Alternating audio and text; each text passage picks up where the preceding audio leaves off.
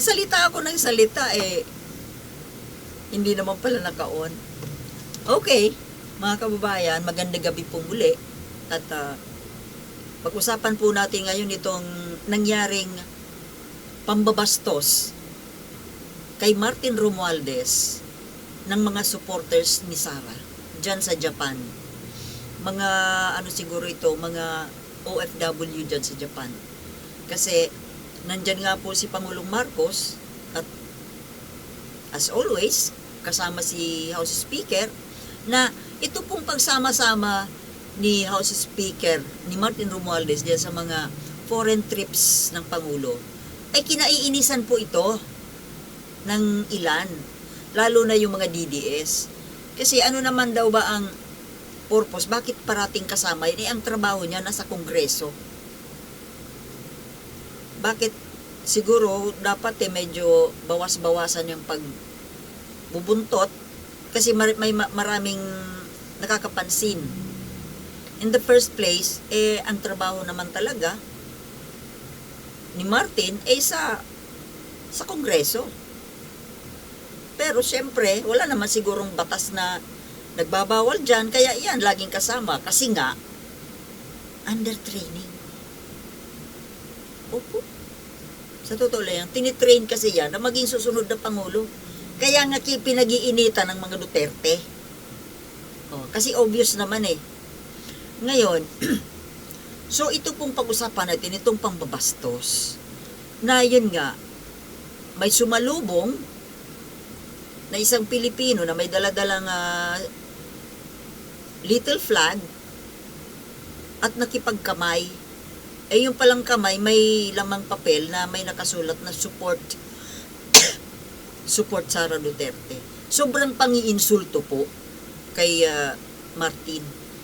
At hindi pa nakontento, ewan kung sinasadya Sabi ng iba, sinadya. Yung tinamaan, pinupo kaya tinamaan sa mukha na tusok dito sa ilong, buti na lang hindi tumama sa mata. What if mas malala doon ang nangyari? 'Di ba? Ito pong ginagawa ng mga supporters ni Sara. Naaalala ko yung mga supporters ni Leni Robredo nung kampanya nung 2022 na ang dami rin pong pangbabastos na ginawa kay Bongbong Marcos. Pero ngayon po, mayroong isang vlogger na dilawan na ang sabi, sobraan niyang pambabastos ang ginawa nitong mga DDS na ito, mga Sara supporters, kay Martin Romualdez. Kami anya noon, kahit na kontra kami sa Marcos, wala naman anya kaming ginawang ganyang kabastusan. Anong wala? Meron na, nakalimutan nyo na. Yung sa motorcade noon, di ba, binato si Bongbong Marcos ng mga leaflet sa mukha. Tapos kung pagsisigawan si Bongbong Marcos, sigawan ng magnanakaw, diktador, kung ano-ano. Sobra rin po yung kabastusan. Ngayon, tingnan nyo, ikumpara ninyo, binastos po si Martin Romualdez, pero ano ang ginawa ni Martin Romualdez? Wala, di ba? Nagpaka-civil, nagpaka-edukado. Ganun po kasi ang Marcos Romualdez. Edukado, civilized. Hindi kagaya nitong mga supporters ni Duterte na mga barubal. Mga barumbado, mga bastos, mga uncivilized, mga mal-edukado. Kasi kung may ito, sigurado ito, hindi ito naniniwala ba kayo mga kababayan na sariling isip lang ito, sariling diskarte ito nitong mga alleged supporters na ito? Hindi kaya ito inutusan? Ako sa duda ko pa inutusan ito. Baka binayaran pa nga Ngayon, kung ito po ay may nag-utos, pare-pareho sila nung nag-utos. Yung nag-utos at yung inutusan, parehas lang po ang ugali, ang karakter. Barumbado. Kaya nga, birds of a feather. Diba? At ito, diba dati, kapag bibiyahe ng bibiyahe abroad si Bongbong Marcos, naghahatid sa airport itong si Sara bilang protocol.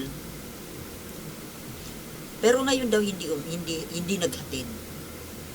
So talagang ang ibig sabihin po nito, talagang giyera na. Talagang wala na po. Giyera na po ito kasi sunod-sunod na po itong mga pagpapalabas ni Sara Duterte ng mga public pronouncement na talagang sinisira na ang Marcos administration. Na subtly may naka-embed sa kanyang mga messages, sa kanyang mga statements, public statements na parang nang-uudyok sa militar. Nang-uudyok ng pag-aalsa. Kung napansin nyo doon sa yung huling public statement niya tungkol sa pagpuri niya dito kila Badoy at Eric Celis. Pinapurihan niya yung yung PMA alumni na siya daw na instrumento sa pagkakapalaya kay doon sa dalawang anchors. Of course not. Kaya sila pinalaya dahil yun ang naging desisyon ng Kongreso. Kesyo natakot daw. Excuse me. Ba't naman sa inyo matatakot? Tapos basta may sa mga messages po niya, parang hindi naman talaga nakafocus, hindi target ang message hindi para kay Bongbong Marcos, kundi para sa mga militar. Talagang na po ito magulo na. Bakit po napakagulo ng bansa natin? Napakagulo ng politika. Ano ba kasi ang pinaghahabulan dyan sa politika na yan? May mga tao na hindi makontento. Ngayon, what do we expect from this? Alam niyo naman po si Martin Romualdez na nagpapakasibil, hindi naman po siya gumaganti ng harap-harapan. Abangan po natin na in the following days, may mangyayari na naman dyan na mga related dito sa pangyayaring ito. Kasi hindi naman, alam nga naman na magpabaya ka lang. Binabastos ka. O isa pang pambabastos pa pala. Naalala ko yung isang pambabastos na yung sabi na may mga nagpatunay po na itong si Commodore J. Tariela, si General Romeo Browner, yung ating chief ng AFP, sa isang okasyon daw ay nilapitan itong Chinese ambassador na si Wang Silian at dinuro-duro daw. Dinuro-duro, tapos sinabihan na, don't provoke us, you're provoking us. Ngayon, idinidinay po ito ni Browner. Hindi, wala daw nangyaring ganon. Pero, pinapatunayan po ng mga nandoon, ng mga nakakita. So, ano po ang hindi maganda dito? Mga kababayan, si General Browner ay mataas na opisyal. Chief ng AFP. Tapos, duduro-duruin lang ng isang foreigner at dito sa loob ng teritoryo natin. Tapos wala man lang ginawa. Nagpasensya lang. Alam mo kung ako yon, dinuduro ako, ay pilipitin ko yung daliri nun, baliin ko. How dare you? Duduruin mo ako dito sa loob ng teritoryo ko.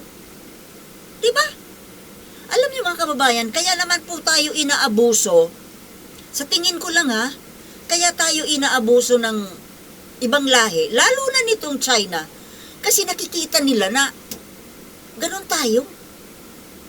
Nagpapabuli. Ano ba ito? Sobrang bait? Sobra lang ba tayong mabait? O are we coward? Imagine, general ka. Tinitingala ka ng mga followers mo, mga subordinates mo, tapos nandoon sila nakitang nagpaduro ka? General Browner naman. Ba't ka pumayag ng ganon? Kaya tayo binubuli dyan sa South China Sea eh. Yung personalan na yun eh. Bakit wala man lang kayong ginawa? Tapos ang sabi niya, dun sa interview, nag-usap lang kami, walang nangyaring ganon. Nag-usap lang kami. That was a academic conversation. Pinagtanggol pa. Ano ba naman? Alam niyo sa ating mga Pilipino, kaya po tayo binubuli-buli. Dahil po pumapayag tayo. Mano ba namang minsan magpakita tayo ng kagaya na, naalala ko pa rin, yung security guard dyan sa LRT, yung tinapunan ng isang Chinese din, isang Chinese national, tinapunan nung kinakain niyang nasa baso, taho yata o whatever. Tapos wala man lang nangyari. Hindi man lang, dapat yung government mismo, yung government ang gumawa ng paraan kung takot man yung security guard. Dapat may ginawa yung, kasi ibang lahi yun eh. Nandito ka sa loob. My God! Ano ba ito? Sa loob ng bahay natin? Nagpapaapi tayo? Sino ba sila?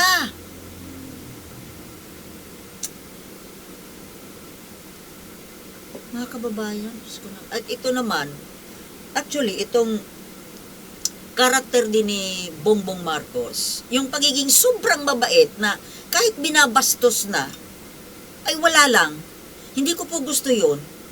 Di ba nung during the campaign, sigawan siya ng kung ano-ano, yung binabastos talaga siya.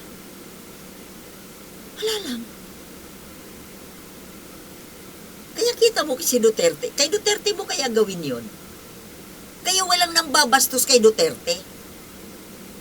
Dahil hindi siya papayag na bastusin. Kaya tayo binabastos dahil pumapayag tayo. Ngayon ito na naman si Romualdez. Wala lang. Kaya po kaya namimihasa itong mga DDS dahil alam nila na hindi pumapatol itong mga sa Marcos camp. Hindi sila pinapatulan kasi hindi sila mga bastos eh. Pero sabihin na natin na oo, hindi tayo bastos. Pero papayag po ba tayo na tayo bastos-bastusin na lang? Paminsan-minsan naman po, bigyan natin ng leksyon ang mga kagaya nito. Lalo na kapag ang pinag-usapan between lahi, foreigner, nang babastos dito sa loob ng bansa natin. Ano mga kababayan? Ano bang masasabi ninyo? And then dito na lamang po, maigsi lang tayo para hindi ako mababad sa computer. Okay? Hanggang dito na lamang. Maraming salamat sa panonood at see you in my future vlogs.